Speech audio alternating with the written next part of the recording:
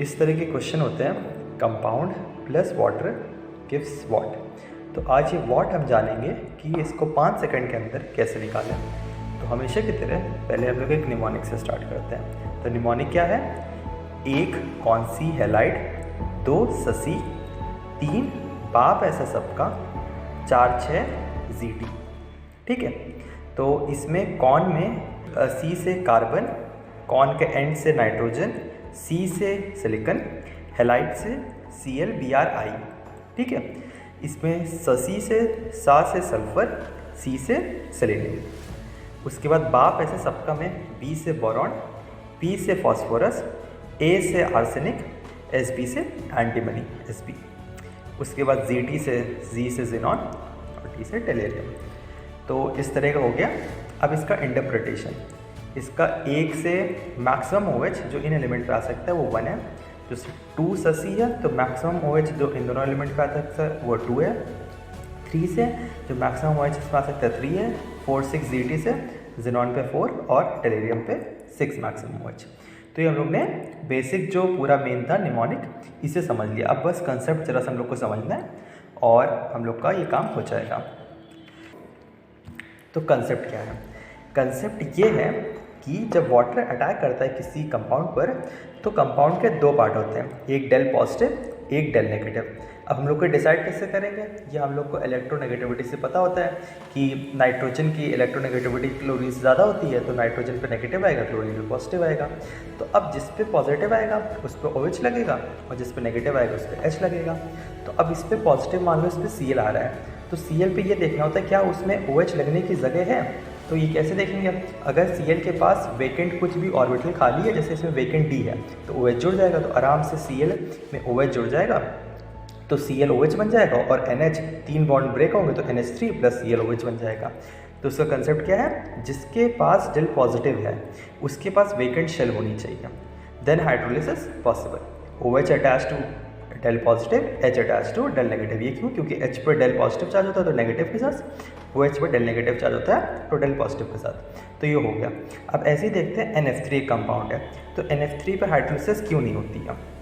N पे हमें पता है फ्लोरीन ज़्यादा इलेक्ट्रोनेगेटिव है तो फिर नाइट्रोजन पे डेल पॉजिटिव चार्ज आएगा और नाइट्रोजन सेकेंड रो का एलिमेंट है और इसके पास कोई भी शेल खाली नहीं है, इसकी जो पी की हैं वो भरी हुई है और D तो उसके पास खाली नहीं है तो हाइड्रोलिसिस पॉसिबल नहीं है। तो NCl3 का हम लोग ने देख लिया कैसे बनता है और NF3 का पॉसिबल नहीं है।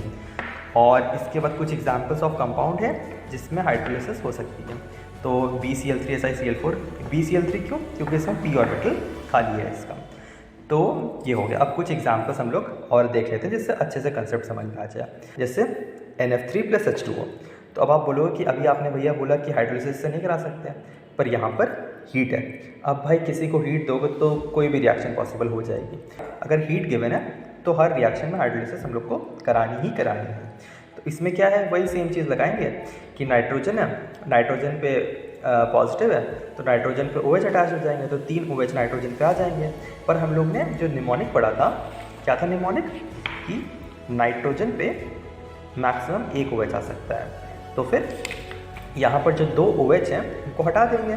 कैसे हटाते हैं? हम लोग हमेशा वाटर के थ्रू हटाते हैं। तो एक मॉलिक्यूल ऑफ वाटर हटा दिया तो 1 OH का 1 डबल बॉन्ड हो, 1 OH 1 डबल बॉन्ड हो तो क्या फॉर्म हुआ? HNO2।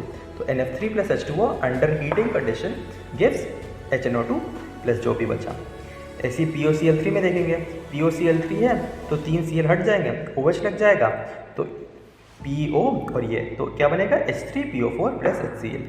उसके बाद BCl3 में देखेंगे तो सेम उससे H3PO3 + HCl। उसके बाद SF4 में सेम चीज़ देखेंगे तो SOH4 + HF। अब हमें इतना पता है कि सल्फ़र पे जो मैक्सिमम आपका अटैच हो सकता है ऑक्सीजन वो 2 हो सकता है। तो मतलब यहाँ से बाकी 2 ऑक्सीजन मतलब एक वाटर निकाल देंगे तो 2 ऑक्सीजन की जगह 1 डबल बॉन्ड हो जाएगा तो H2SO3 इज फॉर्म। ठीक है, हो गया। अब एक ऐसा कंपाउंड देखते हैं P4O10 + 6H2O। तो इसमें क्या होता है? सेम वही कंसेप्ट लगाना है, इधर इधर इधर हटाते जाएंगे। तो इस तरह से आप लोग सेम पूरा वही कंसेप्ट लगाएंगे तो आपका H3PO4 फॉर्म हो जाएगा। अब हर चीज़ हो गई। अब एक बहुत इंपॉर्टेंट चीज़ आती है कि जो जेनन के फ्लोराइड होते हैं उस पर थोड़ा अलग एक कंसेप्ट लगता है। ये कंसेप्ट भी याद कर लेंगे कि जेनन फ्लोराइड पे क्या कंसेप्ट होता है? एक तो जो 4 OH होते हैं वो जेनॉन पे तभी एग्जिस्ट कर सकते हैं जब जेनॉन की कोवेलेंसी 8 है। अब कोवेलेंसी का क्या मतलब होता है? कोवेलेंसी मतलब उसके जो 8 इलेक्ट्रॉन्स हैं उसमें कोई ना कोई एक बॉन्ड एग्जिस्ट कर रहा है, ठीक है। तो कोवेलेंसी 8 पे तभी 4 OH एग्जिस्ट करेंगे जेनॉन पे। बाकी जेनॉन ऑक्साइड अगर फॉर्म्ड होगा प्रोडक्ट में तो हमेशा वो डिसोसिएट होता है जेनॉन और ऑक्सीजन में। ऐसे ही अगर 2 मॉलिक्यूल ऑफ जेनॉन ऑक्साइड है XeO2 मतलब यहाँ पर, तो ये हमेशा डिसोसिएट होते हैं Xe और XeO3 में, और ये XeO ब्रेक होता है Xe + O2 में। अब बोलोगे ऐसा क्यों होता है? तो ये दोनों चीज़ तो याद करनी पड़ेगी, ये दोनों रिएक्शन बस याद करनी पड़ेगी। पूरे हाइड्रोलिसिस कंसेप्ट में केवल यही 2 चीज़ें याद करनी होती है। अब इसके भी कुछ एग्जाम्पल्स देख लेंगे। जैसे आपका XeF2 है, XeF2 में वाटर डाला तो वापस फ्लोरीन हट गया, 2 ऑक्सीजन आ गए, XeOH होल ट्वाइस। अब इससे एक वाटर निकाल दी होगी, ऐसा कुछ कंपाउंड एग्जिस्ट नहीं कर रहा, तो XeO और XeO ब्रेक कर जाता है XeO2 में, तो प्रोडक्ट क्या बन रहे हैं? HF जो हाइड्रोजन फ्लोरीन के साथ अटैच हो रहा है, बाकी Xe और O2। अब XeF4 में अगर यही रिएक्शन देखते हैं तो पहले 4 वाटर लग गए, फिर कुछ नहीं हो रहा तो पानी निकाल दिया तो XeO2 बनता है। अब XeO2 में पता एग्जिस्ट नहीं करता तो XeO2 ब्रेक किस में होता है? XeO3, Xe और O2 में, तो प्रोडक्ट लिख दिया। XeF6 से रिएक्शन कराई तो XeOH होल 6 बनेगा। अब OH होल 6 कुछ एग्जिस्ट नहीं करता तो 3 वाटर निकाल दिए तो XeO3 बन गया, HF बन गया, एग्जिस्ट करता है, डन। अब ऐसे ही एक मिक्स कंपाउंड लेते हैं XeO2F2, तो इसमें O2 तो रहेगा, F2 की जगह 2 ऑक्सीजन आ जाएंगे, तो XeO2OH होल ट्वाइस, ये पानी निकाल देंगे XeO3 + HF। सेम ऐसे ही XeO2F4 + H2O, यहाँ पर 4 फ्लोरीन है, 4 ऑक्सीजन आ जाएंगे, OH आ जाएंगे। अब हमें इतना पता है, इसकी कोवेलेंसी देखो 1 2 3 4 5 6 7 8, कोवेलेंसी 8 है तो हमने सीखा था अगर कोवेलेंसी 8 है तो कंपाउंड एग्जिस्ट कर जाएगा 4 ऑक्सीजन वाला, 4 OH वाला, तो इसमें प्रोडक्ट क्या बनेगा?